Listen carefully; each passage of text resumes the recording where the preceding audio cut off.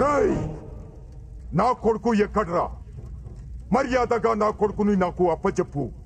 లేదంటే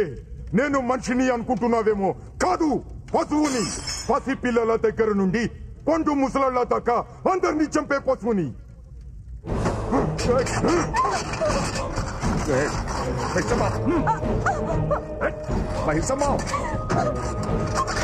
వీడు నిన్నటి దాకా పశువే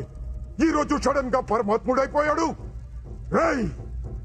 వీడి కూతురికి నా కొడుక్కి ఇక్కడే పెళ్లి జరగాలి వీడి ఆస్తి మొత్తం నాకే రావాలి అది నువ్వే చెయ్యాలి లేదంటే ఇక్కడున్న అందరినీ చంపేస్తా రేయ్ నీకు తెలుసో లేదో నీ తండ్రిని చంపింది నేనే